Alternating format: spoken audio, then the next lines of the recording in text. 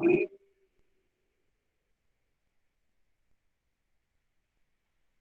evening to all. I welcome you all to the sixth online lecture of the course Experimental Methods in Thermal Engineering. So in our previous lecture, we discussed about the response of a second order system, and in the later parts of the lecture, I have also briefly told you about the different procedures which are followed while planning for the experiments. Okay. In this lecture, we will try to see some of the techniques which we use while we analyze our experimental data. Okay.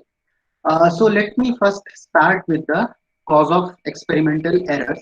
So generally, when we take some experimental data, we categorize it into two different classifications. The very first set of data is called as single sample data, and second data is something which is called as multi-sample data. So in case of single sample data, we may have some of the uncertainties which are not discovered by repetition. So for example, if you are measuring the pressure, okay, pressure inside a pipe or pressure inside a vessel.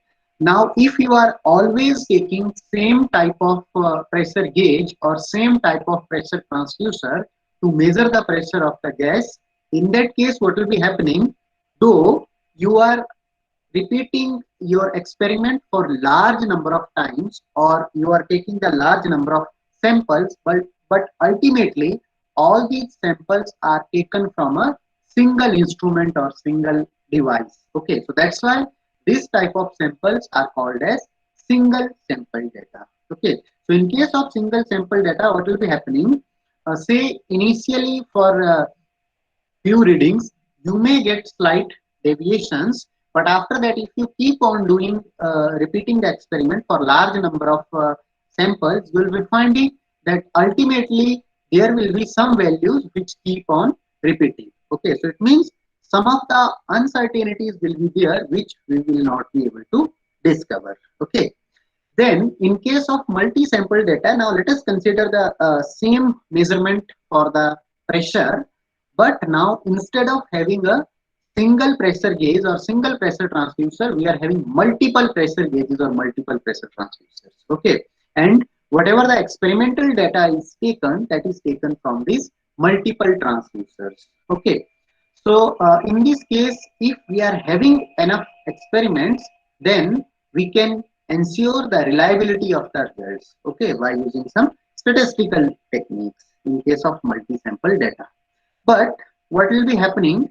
Always we will not be having the provisions for taking multi-sample data, because many of the times what will be happening, whatever the instrument we are using for measuring some physical quantity, the cost of that instrument may be very high. Okay, so it will not be possible to replicate number of instruments for measuring a single physical quantity. Okay, so that's why what we have to do, many times we have to rely on the single sample data, that we are having one single instrument, and from that only we are taking our measurements.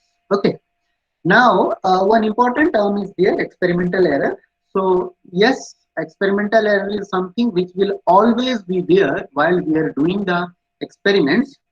Obviously, if we are able to find out the reason for the difference between our correct value and our actual experimental value, whatever we are obtaining, then we should not call it as error. Okay, because if we are knowing the difference, that what is the reason for which is causing that difference, then obviously that reason can be actually rectified, and ultimately we can actually get our actual data. Okay, so that's why error is something which is not known prior. So we are not knowing priorly that what is our error, because if we are knowing something prior that why this thing is happening, then obviously we can find out or devise some ways to recalibrate or to correct that instrument for obtaining our correct value. Okay, so that's why always when we are using the word error, it means we will be having something, some it is occurring because of some reason which is not known prior. Okay, so that's why you will be finding that it is a very vague term if we are calling it as error. Rather, because we are not knowing the exact reason why this is happening, so that's why we should generally call it as uncertainty instead of the error. So basically, whatever the real errors we are having in experimental data, these are always vague, and uh, particularly these are actually due to some amount of uncertainty, because reason we are not knowing. Because if reason for any type of error we are knowing, then obviously we can correct it by recalibrating the instrument. Okay. Then we are having last term as experimental uncertainty. So what is experimental uncertainty? It is nothing but the possible value that error may have. Okay. So it will be means defining some range for the error. So that range for the error is something which we call as the experimental uncertainty. Okay. Now, let us try to find out different types of errors, or what are the categories, how we can classify errors.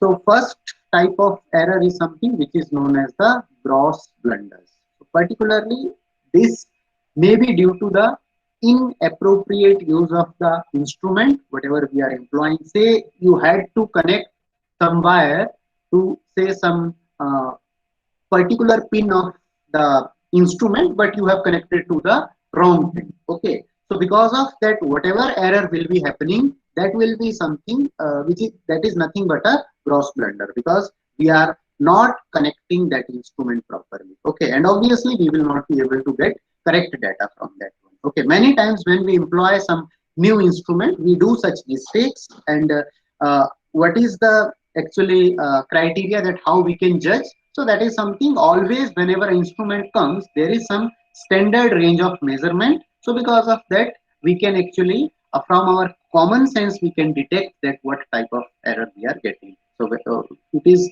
due to which region. And particularly this type of errors, if we are having the data caused because of these errors, that will be nothing but counted as our bad data. Okay, because that data will not be following any particular trend, or that is not an correct measurement. So that's why always this type of blunders always lead to some bad data. So a common example can be, for example, if you are having some container inside which you are having some liquid and you are heating that liquid, and at the same point of time you are having some thermocouple, and say you are adding the heat. So because of the addition of the heat, the temperature of liquid should increase, but your thermocouple is showing that your temperature of the liquid is decreasing. So that type of error can be counted as some gross blunder. So there may be some inappropriate connection in our circuit which is actually causing this type of errors. Okay. Then second type of errors are called as fixed errors. And what happens? So if we are having some repeated readings, okay, and these errors in these repeated readings will be having roughly almost of same amount. Okay, but because we are calling it as error, so obviously we will be having certain unknown reason behind it. So for example, if we want to measure the pressure value of 100 kilopascals, we are already knowing, say, but every time we are measuring, we are finding the value of 102 or 101, so very close to 100. And when we are going for the large number of samples, we are finding that our values are always lying in between these two numbers. So it means always we are having the error roughly of same amount. Okay, and this error is continuously keep on repeating. So this type of errors are called as the fixed errors. But obviously because this error is occurring for the reason that we are not knowing, so that's why the reason behind this is actually unknown. Okay, and these type of fixed errors are mainly actually associated with the accuracy of the experimental data, because if we are having some fixed error, nothing but because of that what will be happening, accuracy of data will be actually changing. Okay, so if the magnitude of fixed error is very small, in that case what will be happening, our accuracy of data will be good. And these type of errors are also called as systematic errors or bias errors. And particularly if you uh, try to identify the actual reasons behind these errors, then we can also recalibrate our devices, and we can correct to some extent these fixed errors. Okay. Then second type of errors we are having random errors. So random error is something which is caused by personal fluctuations, then some random electronic fluctuations which are happening in our transducers or apparatus. Okay, then we may have some other influences such as friction, etc. Okay, so all these type of random things lead to some changes in our actual measurement readings. So that type of errors are something which are called as the random errors. And obviously, what will be happening if we are having the random errors? Random errors will be resulting in obtaining a different value each and every instant we are taking the reading. So because of that, we can say that random error is something which affects the precision of the measurements. Okay. So precision of that measurement is actually affected by the random errors. And usually it has been observed that these random errors follows some certain statistical distribution. But this is not always true. So if our data is good enough, means if we have taken the large number of samples and based on that if we try to find out some statistical distribution, then there are chances that random errors will be following certain distribution. But if our data set is very small, then we cannot always ensure that we will be having certain distribution of the random error. So then we may have some random fluctuations which are not following any of the standard distributions. Okay.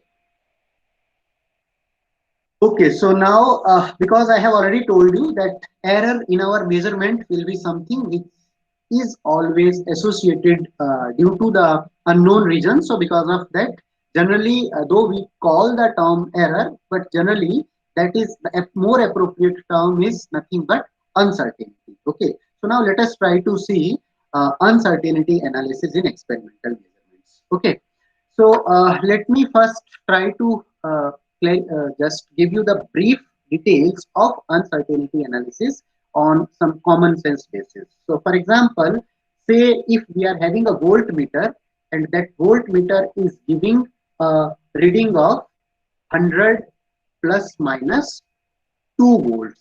Okay, and we are having one more emitter, so one emitter also in our circuit which is giving us reading of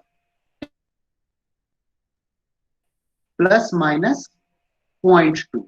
Okay, so these are the readings obtained from the voltmeter, and this is the actually specification of the emitter. So over here you can see that nothing but this is the full scale value of that device. So for example, for a voltmeter we are having 100 volt, and for emitter it is 10 ampere. And plus minus 2 volt, it represents the uncertainty in voltage measurement. Okay, and here also we are having plus minus 0.2, so that is nothing but uncertainty in current measurement. Now let us consider that our main aim is to find out the.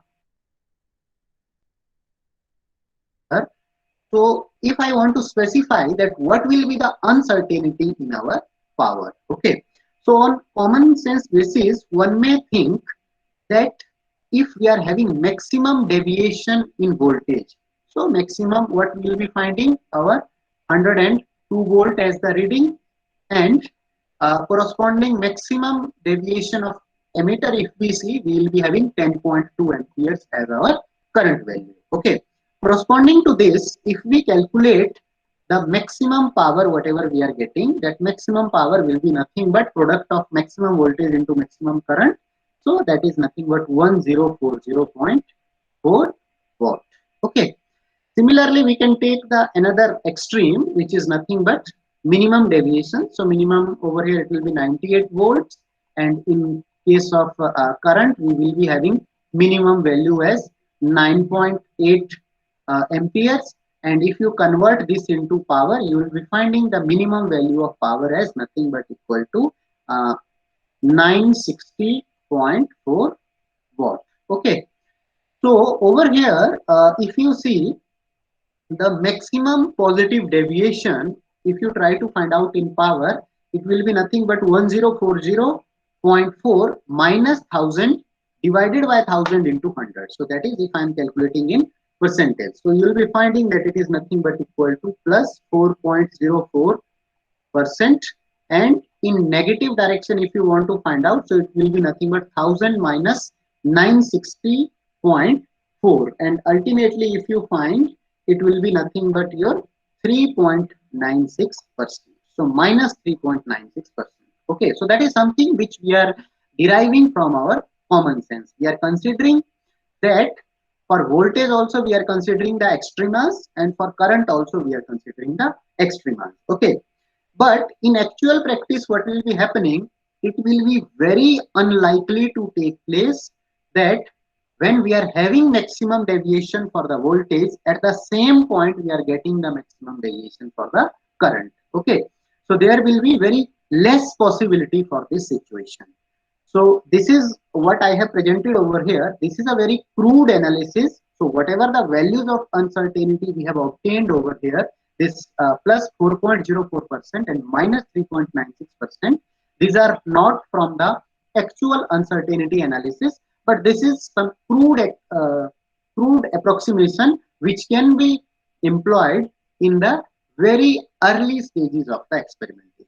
Okay. However, when we are having our we are deciding to finalize our actual instruments, whatever we want to use, then we should go for the proper uncertainty analysis. Now let us try to see first the uncertainty formulation, which is presented by Klein and McClintock.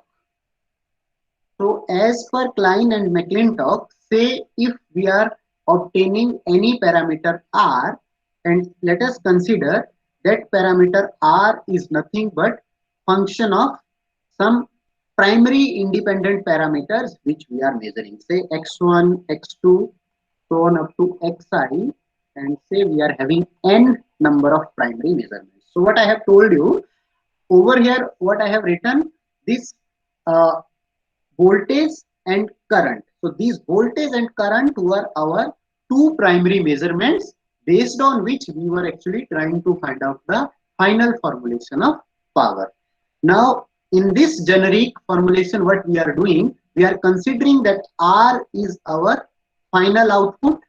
Okay, so this is our final output, and this final output is nothing but function of some primary measurements. So what are the primary measurement variables? X1, X2, Xn. These are nothing but our primary measurements. Okay. So for example, if you have to find out the pressure drop or say pumping power, so we know that our pumping power is nothing but pressure drop delta P into flow rate. Okay. So obviously this flow rate I will be measuring from some flow meter. So if in the flow meter I am measuring, say I am using the orifice meter. So in case of orifice meter, I will be finding velocity separately, area of orifice separately, then coefficient of discharge of the orifice meter, and at the same point of time for pressure measurement I may use some manometer.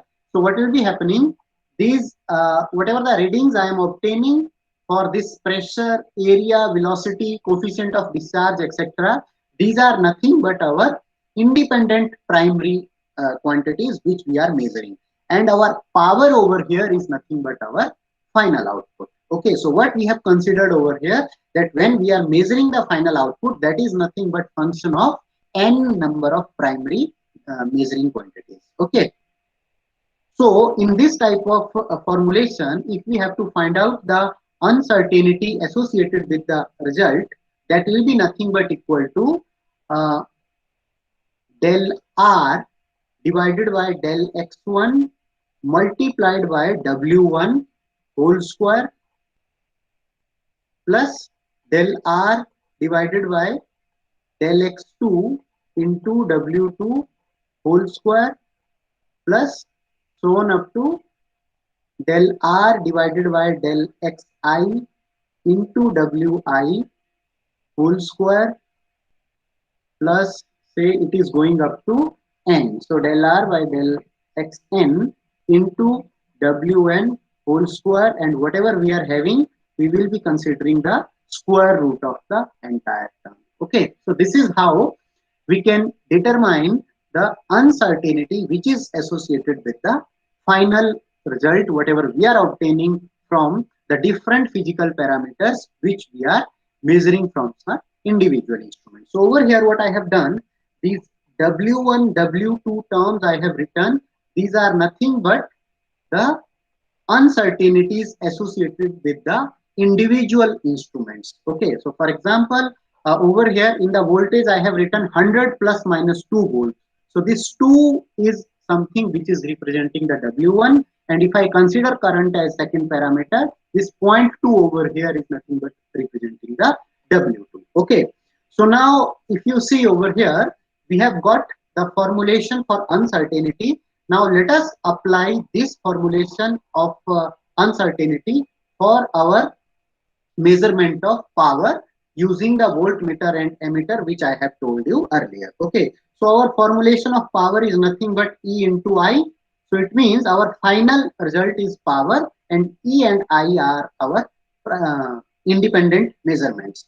So here what we will be doing, del P by del E, that is nothing but equal to I, and if I take del P by del I, that is nothing but equal to E. So if I now substitute this one into the formulation over here, I'll be finding finally as my W, or I can say that uncertainty in power measurement is equal to del P by del E. In place of that I can write I times W in voltage measurement whole square plus another thing del P by del I, that is nothing but E times uncertainty in current measurement whole square and its entire power 1 by 2. So from here you can see what will be happening. This current we are having nothing but 10 multiplied by, in voltage we are having 2 as the uncertainty. So 10 into 2 whole square plus voltage we are having 100. Okay, and uncertainty is 0.2, so 100 into 0.2 whole square raised to power 1 by 2. Okay, so from here if you find out this one, so this is one thing, then let me also write this one in percentage form. If I write it in percentage form, I can write WP by P is nothing but equal to WP just now I have measured divided by my P is 1000 into 100. So WP will be nothing but it will be coming the magnitude of this entire quantity, whatever I have written over here. So if you substitute over here the value of WP, that will be finally coming out to be, let me just check, I have written value somewhere.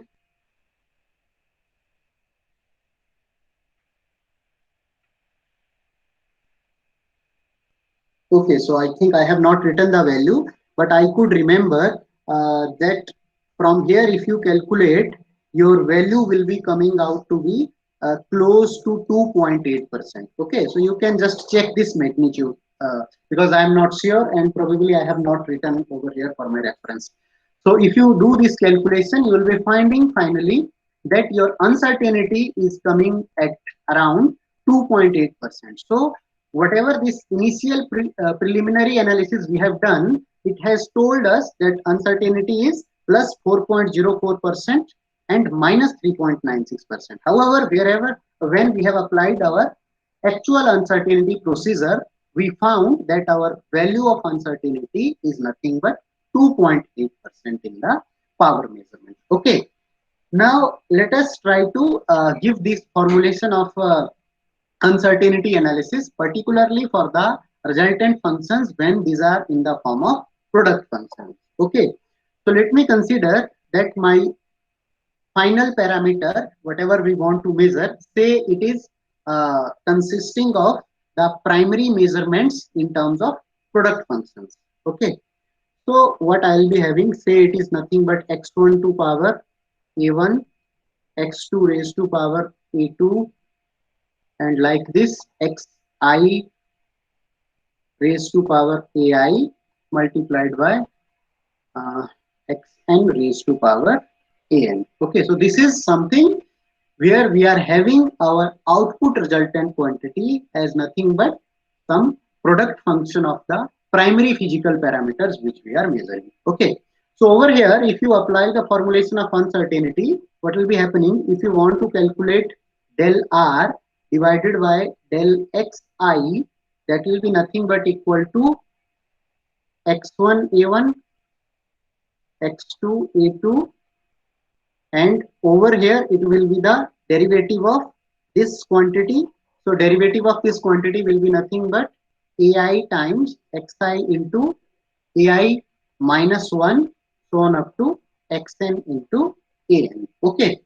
And now if you divide this entire equation by 1 by r, so it means if I calculate 1 by r into del r divided by del xi, finally I'll be getting that all these other quantities which are x1 a1 x2 a2 other than xi, these all will be cancelling out, and we will be getting over here ai xi ai power minus 1 divided by xi raised to power ai. Okay. And finally we will be getting that 1 by r by del xi is nothing but ai divided by xi. Okay.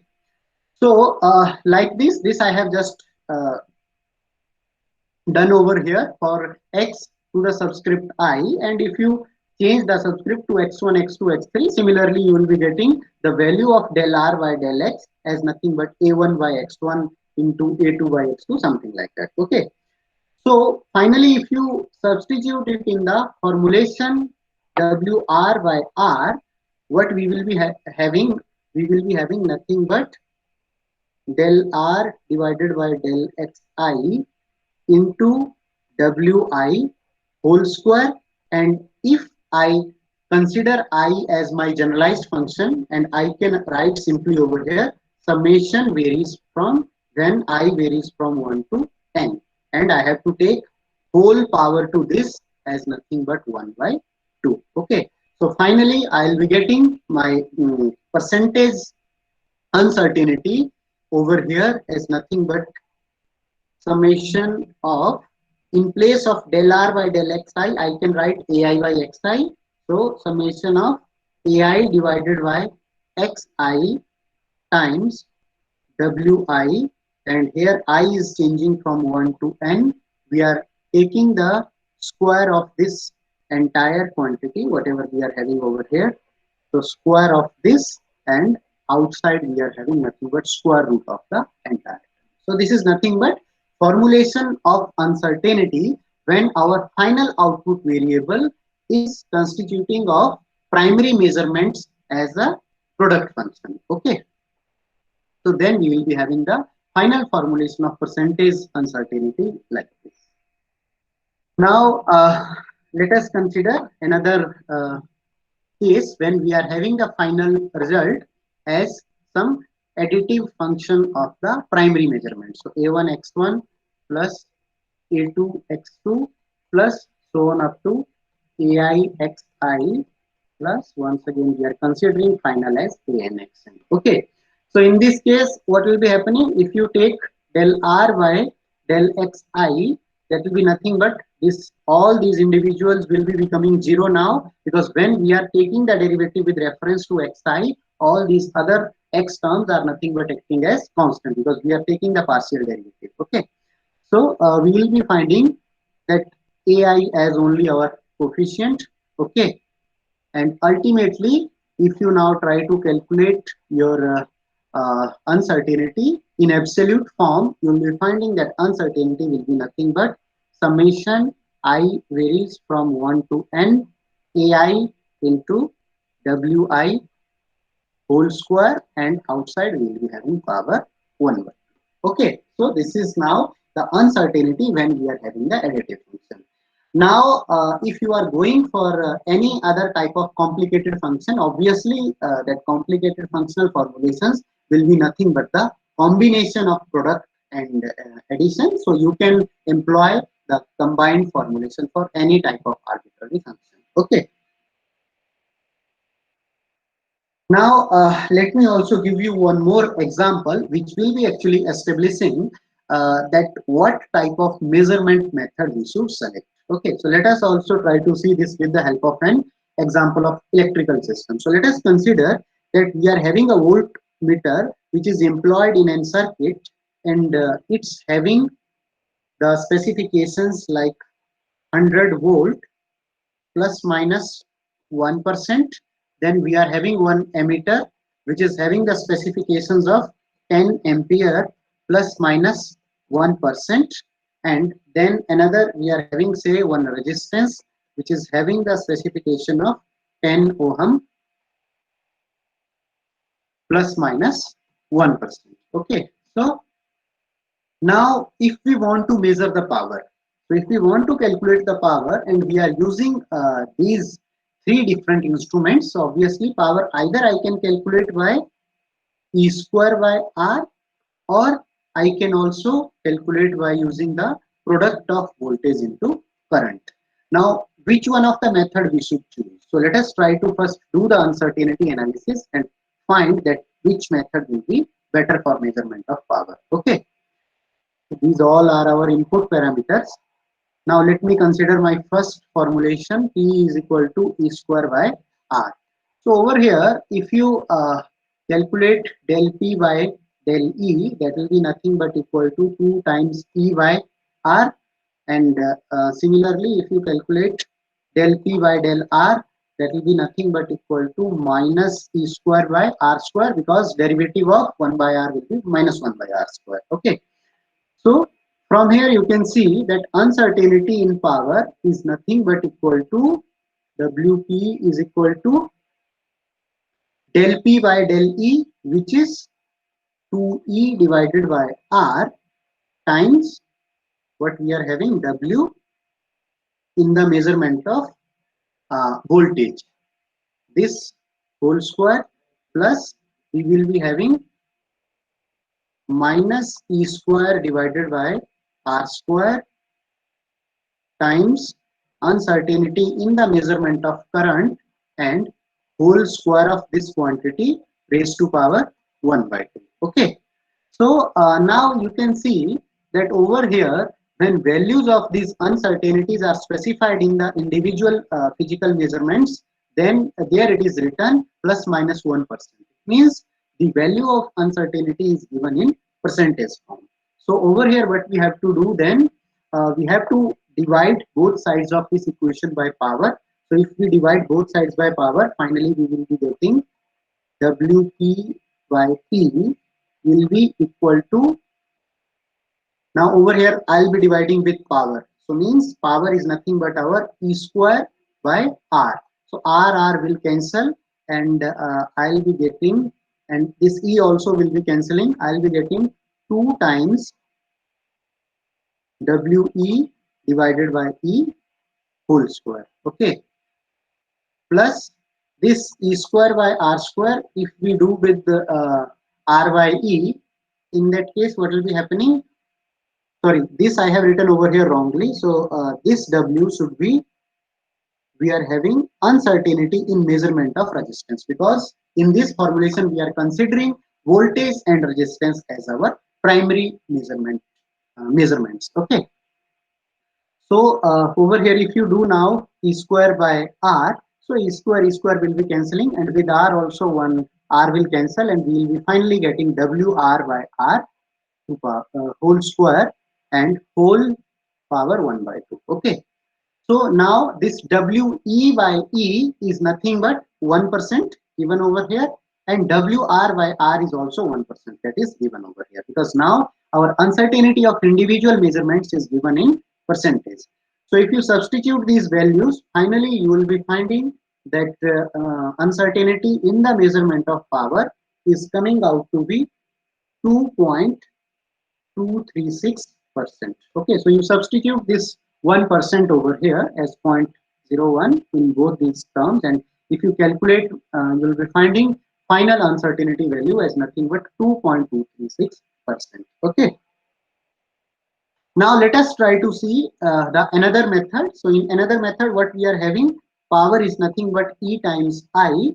So over here, our del P by del E will be simply I, and del P by del I will be simply T. So if we substitute these, my uncertainty in power, and that will be equal to I into WE whole square plus E into WI whole square and whole to power 1 by 2. Now if we do WP by P, finally we will be finding that WE by E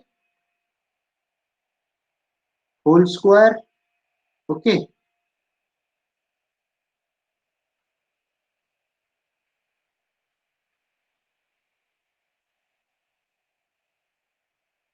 So we want to do WP by P over here, and P is nothing but E times I. So if you now substitute these values, so I am not doing over here, you do it by your own. And finally, if you want to now calculate the value of WP by P using this formulation, you will be finding that WP by P is coming out to be 1.414%. Okay. So it means from here clearly you can see that if we are having the three measurement devices available, one for voltage, one for current, one for resistance, and we want to measure the power. So whether we should go for the measurement of power using voltage and resistance or using current and voltage. So we can clearly see over here that when we are considering the voltage and resistance for final estimation of power, we are getting uncertainty of 2.236%. And when we are going for the measurement of power using current and voltage, we are getting the final uncertainty of 1.414%. So where we are having less uncertainty, obviously we should choose or select that method for estimation of our final physical quantity. Okay.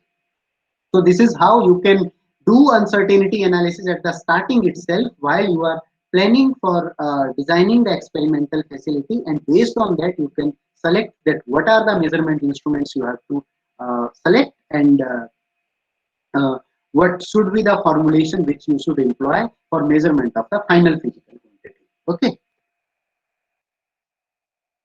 Now, let me also discuss uncertainties for complicated data reduction. So many times what happens when we are having very small data sets, then obviously whatever the formulations I have described over here, you can just analytically calculate the uncertainty and then substitute in your data.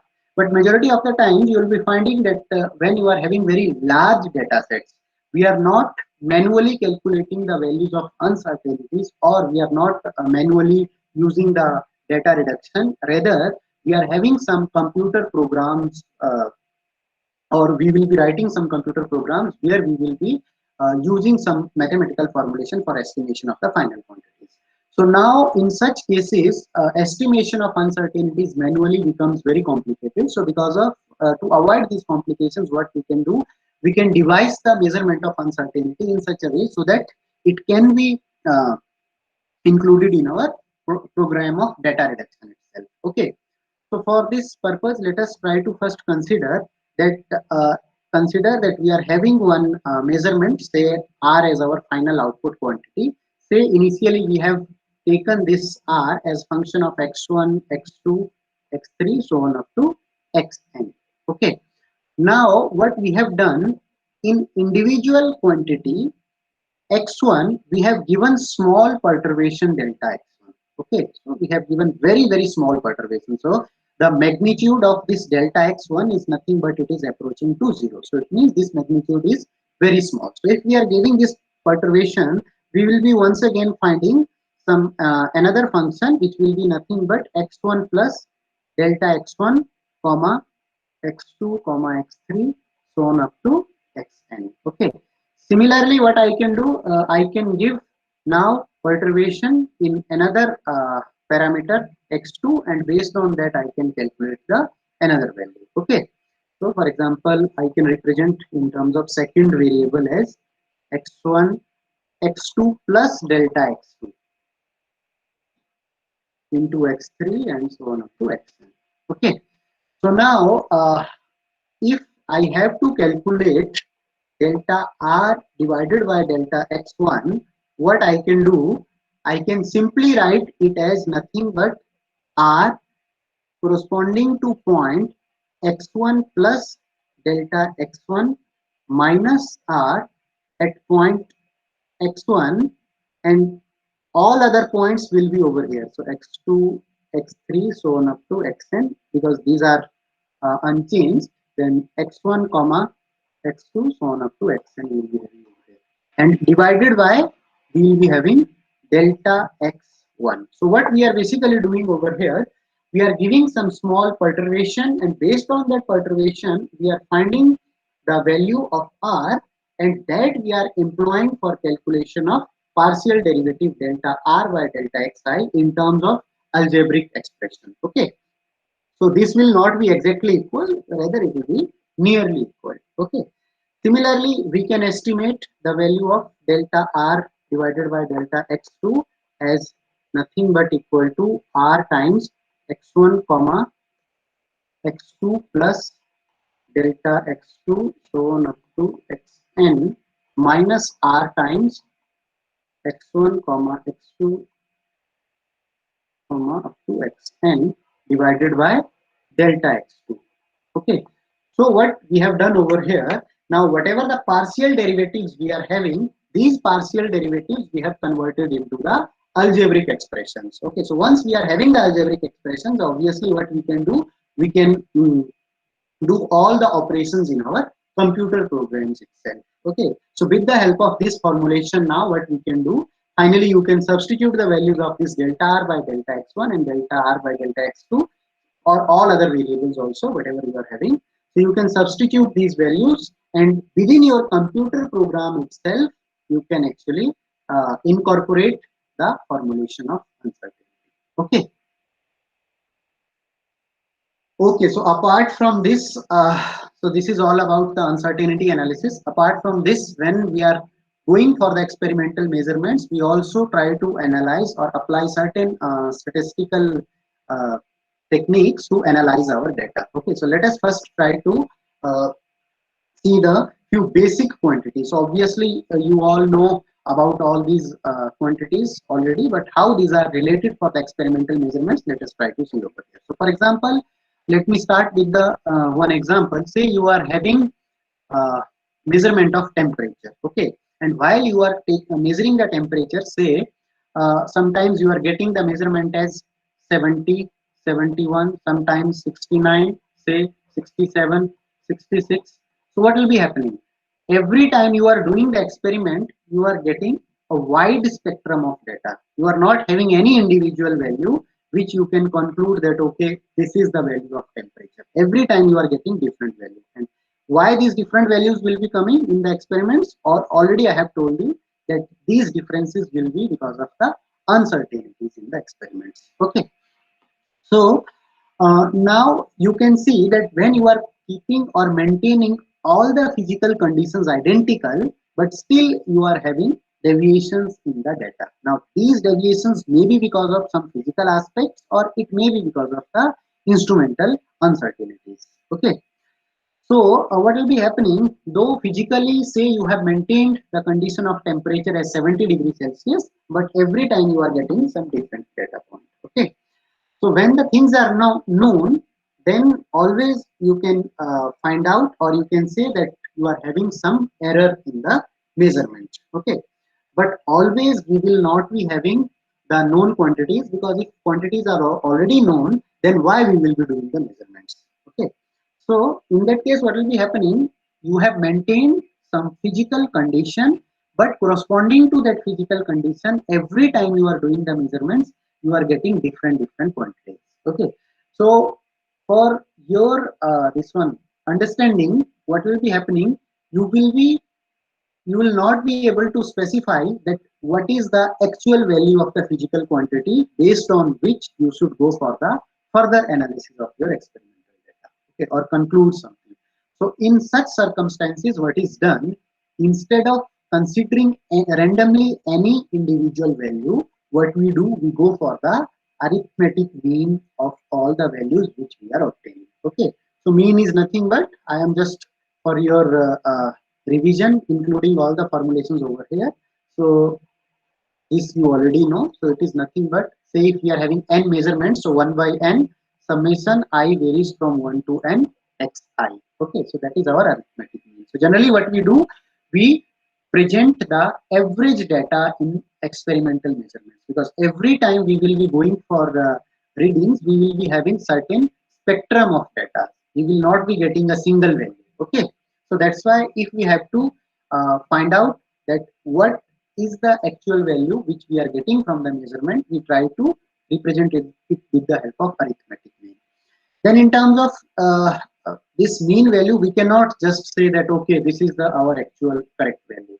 What we have to do apart from this, we have to specify certain other parameters which will be telling us that what is the level of accuracy or what is the spectrum of measurement. Means what is the different range between which our actually value is varying. Okay. So another parameter what we are having, deviation. So deviation will be nothing but xi minus xm. So how much our actual reading is deviating from the mean value. Now if I take the average of the deviation, so you will be finding average of deviation as nothing but uh, xi minus xm divided by n, and its summation when I varies from 1 to n. So average of deviation will become summation xi by n minus xm times, because xm is a constant quantity, so it will be nothing but summation divided by n. So summation over here, if we are doing summation n times, we will be finding over here n, and first quantity is nothing but equal to xm. So xm minus xm, and it will become 0. So it means if we are taking the average of deviation, so average of deviation will be always 0. So this is nothing but a check for your data, that if you are getting average of deviation equal to 0, it means you have correctly, your data set, you have correctly applied the formulation. Now let us try to define the absolute average of deviation. So if you are taking the absolute average of deviation, it will be always non-zero. Okay, because now what we are doing, we are always taking the positive part of the deviation. So psi minus xm mod absolute portion divided by n. So that is nothing but average of the absolute deviations. Okay, then what we are having, another important parameter we are having, standard deviation or root mean square deviation. So standard deviation is given by a symbol sigma, and it is equal to nothing but root mean square deviation. So first we have to take the mean square of deviation. So we know that deviation is nothing but xi minus xm. Now we have to take the square of this deviation. So I will be taking square. Now, because we are calculating deviation on large data set, so we have to take the mean square deviation. So for mean, we have to do the summation. So if we are doing summation, we will be finding n in the denominator in order to obtain the mean value. And then we are having root of this. So root of this I am taking. So over here, nothing but this, we are getting sigma equal to square root of summation xi minus xm whole square by n. So what standard deviation physically represent, it gives us the horizon between which your value of data will be actually varying. Okay. Then this mean, whatever I have described you over here, this is also called as, sorry, this standard deviation is also called as population or biased standard deviation. So this type of standard deviation formulation should be applied only if when we are having the large data set available. Okay, so if we are having large data set, then we should apply this one. If our data set is not large enough, then we should not go for this population or biased standard deviation. Rather, we should go for the sample or unbiased standard deviation. So in case of unbiased standard deviation, what we do, nothing but sigma equal to summation of xi minus xm whole square, and instead of n in the denominator, we will be having n minus 1. Okay, so if your data set is not large enough, in that case what will be happening, there may be many uncertainties in our data which we have not actually included. Okay, so because of that, if we are using the biased standard deviation, that may not reflect the complete representation of the entire population. Okay, so because of that, what we do, say we are limited by any of the financial constraint or any other constraint, that we are not able to obtain the large population of data set. In that case, what we have to do, we have to calculate the standard deviation by considering n minus 1 in the denominator, which is known as sample or unbiased standard deviation. Okay, so you can clearly see over here that numerator in both the quantities is same. However, denominator is actually changing. So in second case, because value of denominator is less, so that's why the whatever the sample or unbiased standard deviation you will be getting, its magnitude will be more. And why its magnitude is more? Because there may be some of the uncertainties in our data set which are not accounted for. Okay, so to consider this type of uncertainties, actually we are considering the standard deviation based on the sample data. Then another important parameter comes geometric mean. So geometric mean is used for the physical phenomena which grow in proportion to their size. So particularly this type of formulation is employed for biological research, where you are having the growth of bacteria, etc. Or you may apply this type of geometric mean based formulation for your financial things also. Okay, so geometric mean is nothing but, if I write it as xgm, if you are having say n values, so x1 x2 multiplication of this up to n and whole raised to power 1 by n. This is the formulation of geometric mean. Now let us consider one example. So what I have done over here, I have included the asset value for 5 different years and corresponding rate of increase over the previous year I have specified over here. So you can see that your first asset is 1000 and corresponding to that rate of increase was 0.89. So that's why you have got 890 as asset value for the second year. Then for this 890 now, rate of increase is 1.1124. So it will be giving you 990. Then for 990, we are having 1.1111. So here you will be getting 1100. And similarly, you will be getting 1250 in the last year. Now, if you just take the geometric mean of all these growths, whatever you have taken.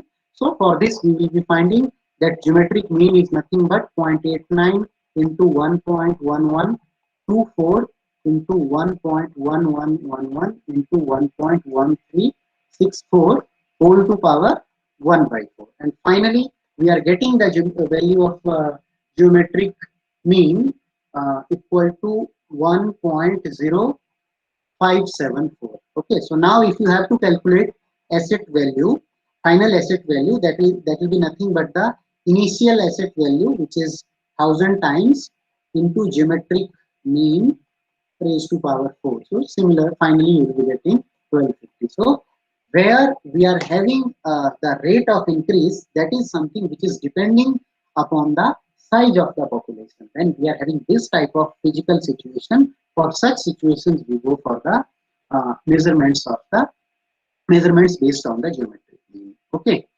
so what I will do now, I'll stop at this point, and in our next lecture we will continue our discussion on some another statistical techniques, particularly based on the probability distribution functions which we can employ for fitting our experimental data. Okay, so what you can do before coming to the next lecture, you can revise your basic concepts of probability.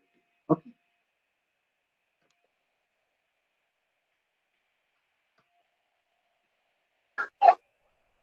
Hello. Hello. Just wait for a minute.